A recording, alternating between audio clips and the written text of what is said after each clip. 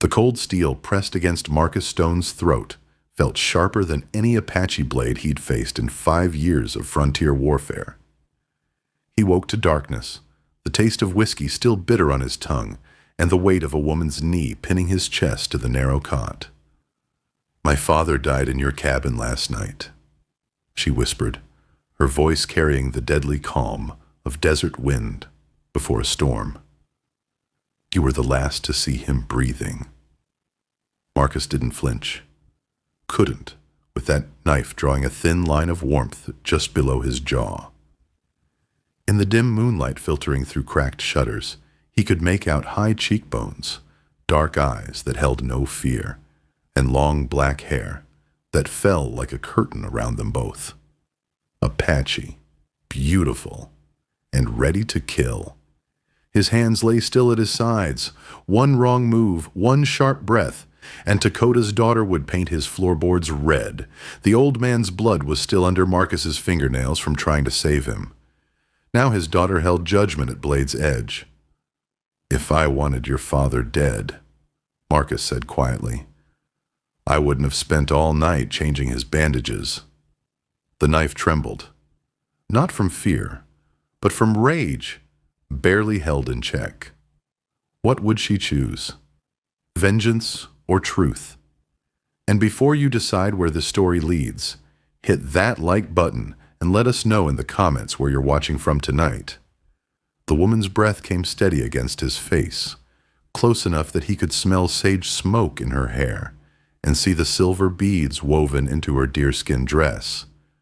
Her curves pressed against him as she leaned down, the soft leather barely containing the full swell of her breasts as they rose and fell with each calculated breath.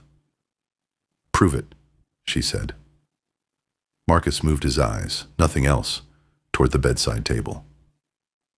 "Your father's medicine pouch, still where he left it. Blood on those rags from 3 bandage changes." His voice stayed level. "I was trying to save him, not kill him." She followed his gaze, the knife never wavering. Beside the bed lay strips of torn cloth, dark with dried blood.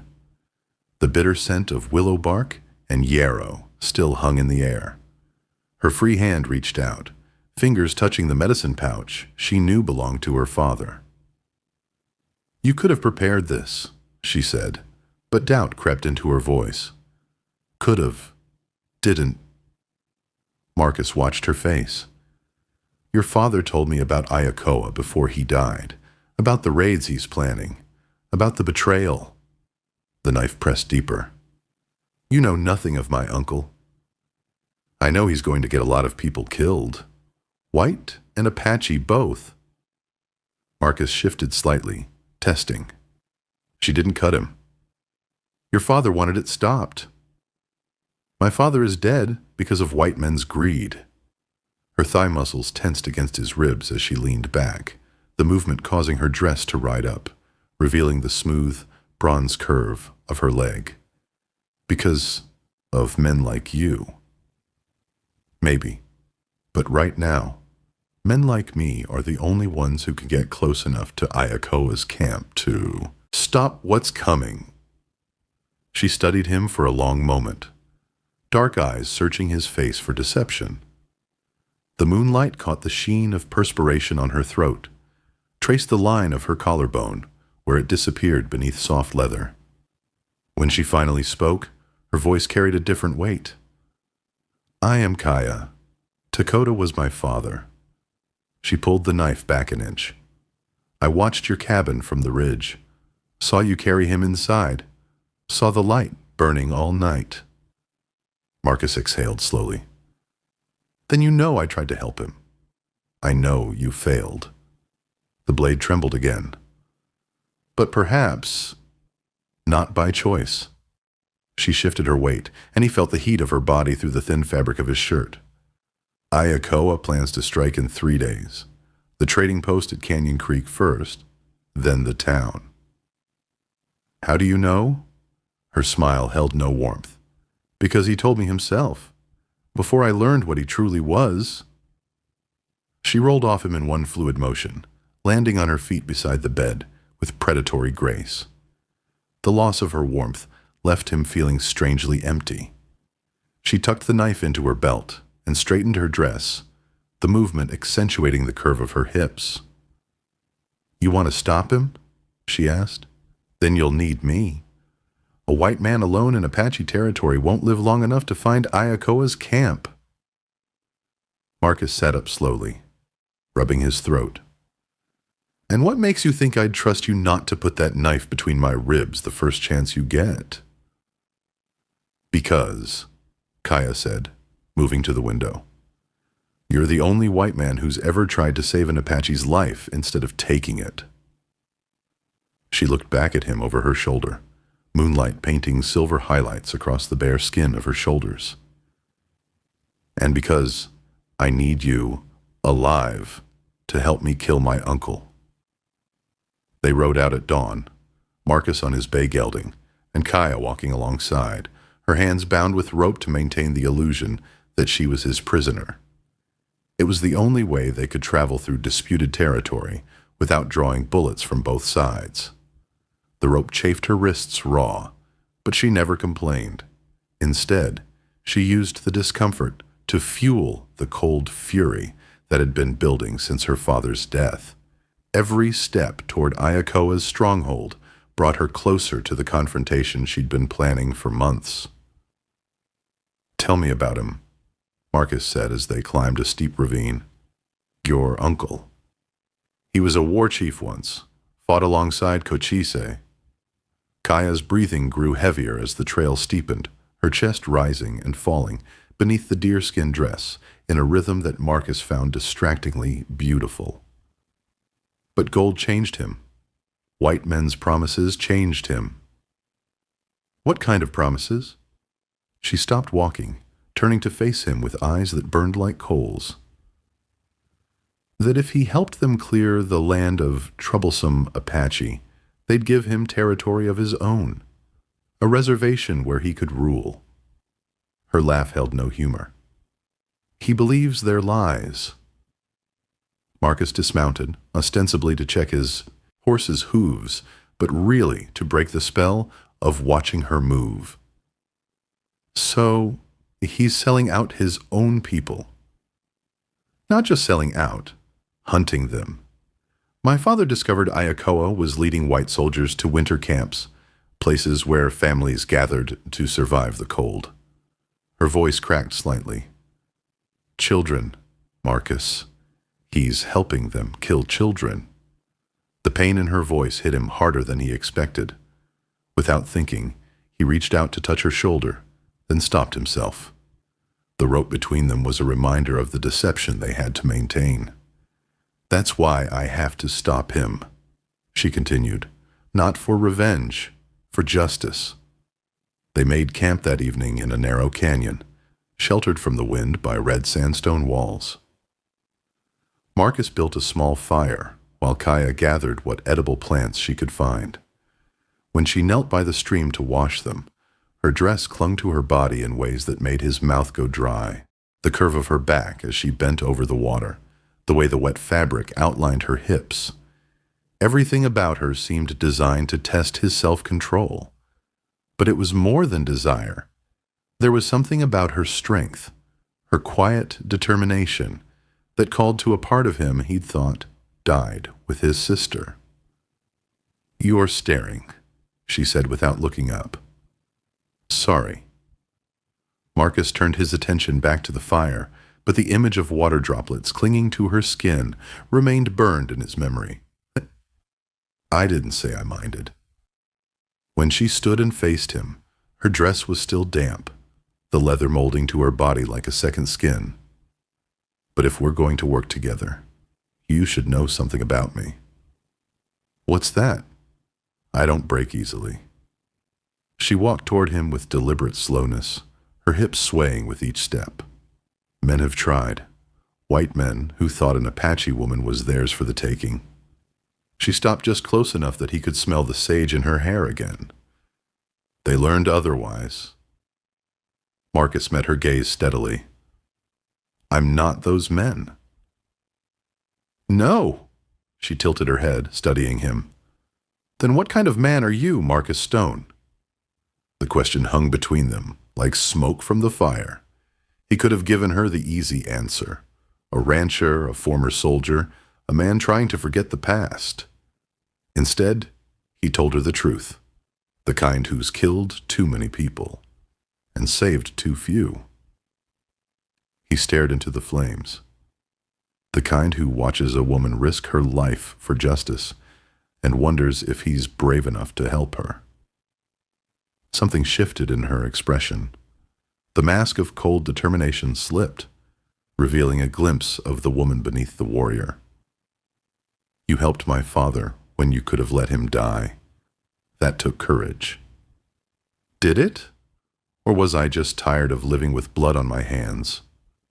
She knelt beside him, close enough that her knee brushed against his thigh. Maybe both. Her fingers touched his wrist just above the pulse point. Maybe that's what makes you the right man to help me. The touch sent fire through his veins. Not just lust, though there was plenty of that, but something deeper. Recognition. As if two broken pieces had found each other in the darkness. Kaya, he said, his voice rougher than he intended. Yes? If we do this, if we go after Ayakoa, one of us might not come back. Her smile was soft and sad and beautiful.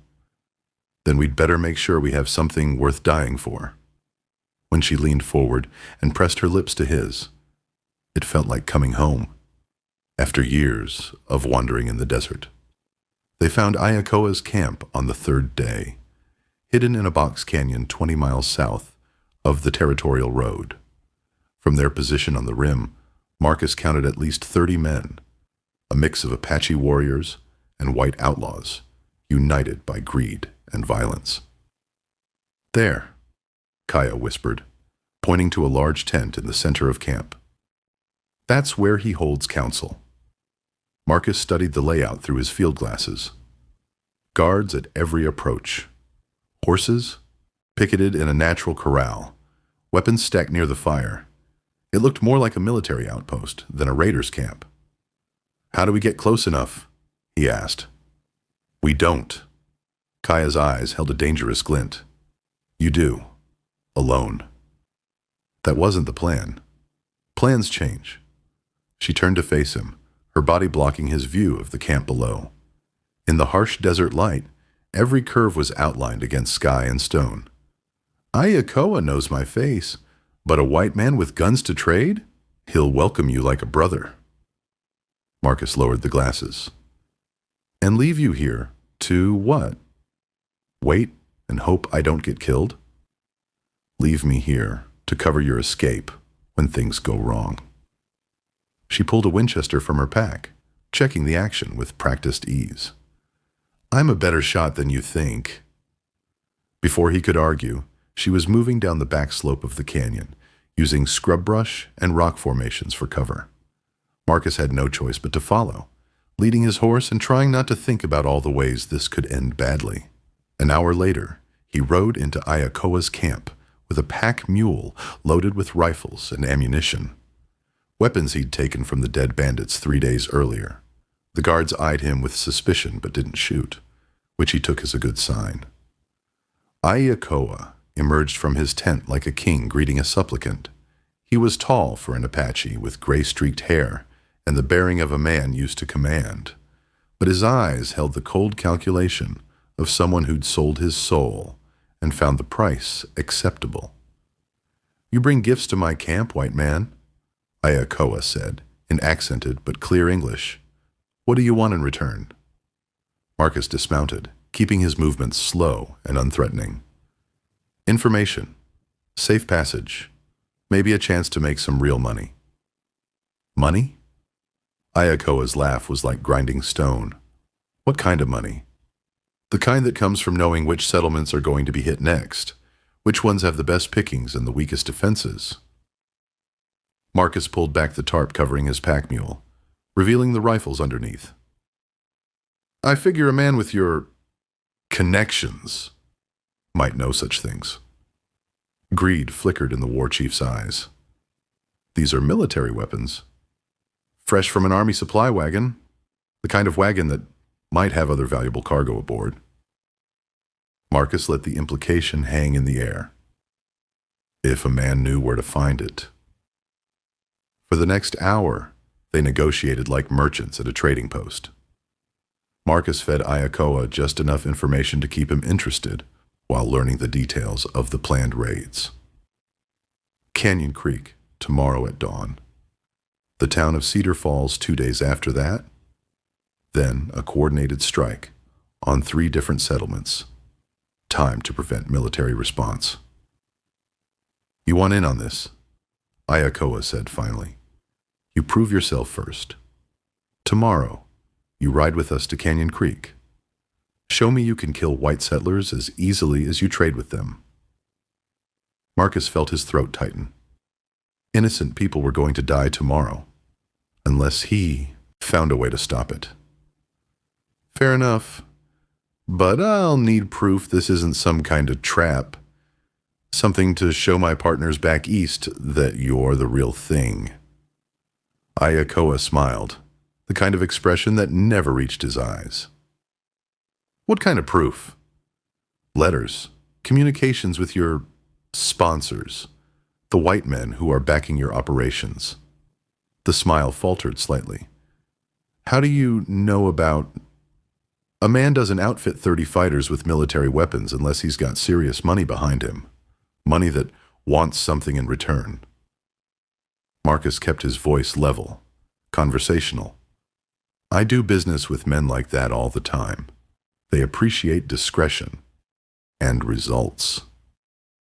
After a moment's hesitation, Ayakoa nodded toward his tent. Come, I'll show you what kind of results we deliver. Inside the tent, Marcus saw maps marked with strike targets, correspondence with territorial officials, and supply manifests that made his stomach turn. This wasn't just raiding. It was systematic extermination disguised as Indian troubles. Impressive, he said, memorizing as much as he could. Who's your contact in the territorial government? Colonel Harrison at Fort McKinney. He arranges for troops to be elsewhere when we strike. Ayakoa poured whiskey from a bottle that had probably been looted from some murdered family. In exchange, we make sure the right people get blamed for the attacks. Marcus accepted the drink, his mind racing. Harrison was a name he knew, a political appointee with eyes on territorial governor. The kind of man who'd sacrifice Apache and settlers alike for personal advancement. To profitable partnerships, Ayakoa toasted. Marcus raised his glass, then threw the whiskey in the war chief's face and drove his fist into the man's throat. Ayakoa stumbled backward, choking, as Marcus grabbed the incriminating papers and bolted for the tent flap. Shouts erupted across the camp as he threw himself onto his horse. Bullets whined past his head as he spurred the animal toward the canyon mouth, riding low in the saddle. Behind him, he could hear Ayakoa screaming orders in Apache and English both. Then the first rifle shot cracked from the canyon rim, and one of his pursuers toppled from his horse. Kaya was covering his escape just as she'd promised, picking off riders with methodical precision. Marcus reached the mouth of the canyon as the sun touched the western horizon, painting the rocks blood red in the dying light. Kaya was already there with their spare horses, her Winchester smoking in her hands. "Did you get what we need?" she asked. He waved the stolen papers. "Enough to hang Harrison and half the territorial government. But Ayakoa's still alive, and he knows we're coming." She swung onto her horse with fluid grace. "Then we'd better reach Fort McKinney before he does." They rode through the night toward an uncertain dawn, carrying proof of betrayal and the hope that justice might still be possible in a land where trust came at. Gunpoint and love bloomed in the shadow of violence. The morning sun painted the walls of Fort McKinney gold as Marcus and Kaya rode through the gates under a flag of truce. The stolen papers in Marcus's saddlebags contained enough evidence to expose Colonel Harrison's conspiracy, but presenting it would require a leap of faith from men who had little reason to trust either of them. General Morrison, the fort's commanding officer, listened to their story with the weary patience of a man who'd seen too much frontier politics. But when Marcus spread the documents across his desk, supply manifests, payment records, detailed correspondence between Harrison and Awoke, the general's expression hardened. "If this is true," Morrison said slowly, "it represents treason on a scale I've never encountered." "It's true," Kaya said quietly. "My uncle believed he was saving our people by choosing the winning side. He never understood that men like Harrison see all of us as expendable." The arrest of Colonel Harrison sent shockwaves through the territorial capital. His network of corruption unraveled like a badly woven blanket, taking down politicians, traders, and military officers who'd profited from manufactured conflict. Awoke's planned raids collapsed when his funding disappeared and his white allies found themselves in prison cells. But victory came with its own price. Kaya stood on the ridge overlooking the valley where her father was buried, the wind lifting her long hair like a dark banner against the evening sky. She wore a new dress now, blue cotton with white flowers, a gift from the general's wife, who'd insisted that heroes deserved better than blood-stained deerskin.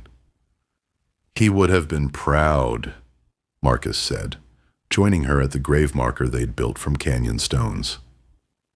"Would he?" Kaya's voice carried old pain. "I killed his brother, destroyed his last surviving family." "You stopped a war." Marcus touched her shoulder, no longer hesitating to offer comfort. "Saved hundreds of lives, white and Apache both." She leaned into his touch, seeking the warmth of human connection. "And what do we do now? The world hasn't changed just because we exposed one conspiracy." Marcus considered her question as the first stars appeared overhead. The frontier was still a hard place, still full of men who saw violence as the solution to every problem. But maybe that was exactly why it needed people who chose differently. "Build something better," he said finally. "Together." 6 months later, they stood in the doorway of a small cabin overlooking a green valley in Colorado Territory. Kaya's belly showed the gentle curve of early pregnancy beneath her simple dress, and her hands bore the calluses of someone who'd learned to work beside the man she loved. And if you've stayed with us through this whole journey of love and redemption in the untamed frontier, don't forget to subscribe for more stories where passion meets peril under endless western skies.